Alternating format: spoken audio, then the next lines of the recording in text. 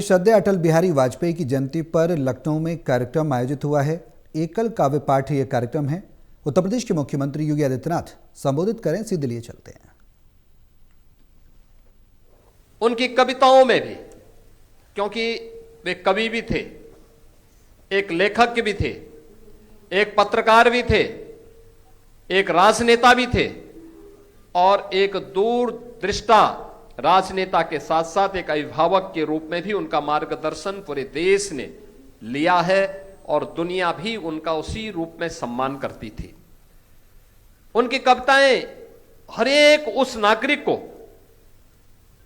जिसके सामने चुनौती होती है, संकट होता है, हर उस नागरिक के लिए प्रासंगिक होती हैं और उसके लिए एक नई प्रेरणा भी। हार नहीं मानूंगा, रार नहीं ठानूंगा, काल के कपाल पर लिखता मिटाता हूं, गीत नया गाता हूं।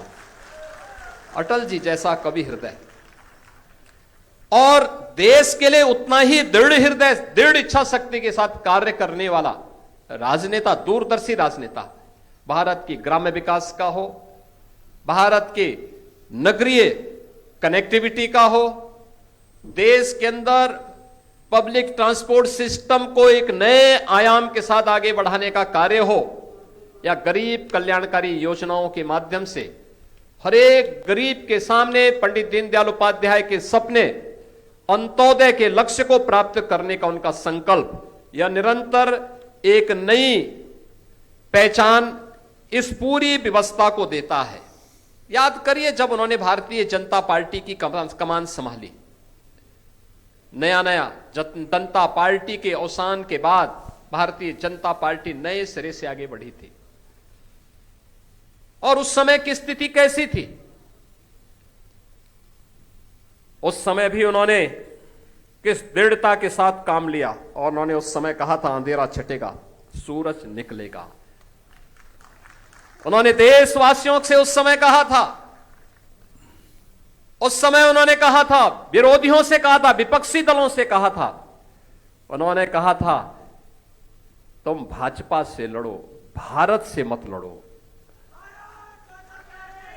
यह केवल एक दूरदर्शी राजनेता ही बोल सकता है और अटल जी ने सदैव इन कार्यों को हमेशा प्राथमिकता के आधार पर आगे बढ़ाने का काम किया। भारतीय राजनीति के ऐसे अजात शत्रु सदैव अटल जी की स्मृति को आगे बढ़ाने का कार्य कर रही है। और आप सबसे मैं आह्वान करूंगा, अटल जी की शताब्दी महोत्सव के अवसर पर उत्तर प्रदेश सरकार ने हर कॉलेजेस में, स्कूल कॉलेजेस में तो प्रतियोगिता की ही है। हमारे विचार परिवार से जुड़े हुए एक बड़े स्थल को, राष्ट्र प्रेरणा स्थल, कल लोकार्पण करने के लिए आदरणीय प्रधानमंत्री जी लखनऊ पधार रहे हैं।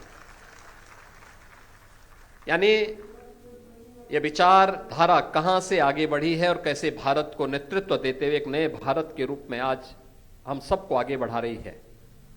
डॉक्टर श्यामा प्रसाद मुखर्जी जी, पंडित दीनदयाल उपाध्याय जी और श्रद्धेय अटल बिहारी वाजपेयी जी की 65 फुट ऊंची कांस्य की प्रतिमाओं के साथ ही डिजिटल म्यूजियम के माध्यम से पूरे विचार दर्शन को आपको वहां देखने को मिलेगा। मुझे लगता है जो भी जाएगा अभिभूत होकर के आएगा। एक बड़ा मंच मिल गया है। अभी मैं कह रहा था, यहां पे हम लोग बैठे थे, कुमार विश्वास जी कह रहे थे कि सभागार छोटा पड़ गया। अगली बार इससे भी बड़ा सभागार आपको राष्ट्र प्रेरणा स्थल कार्यक्रम के लिए मिल जाएगा।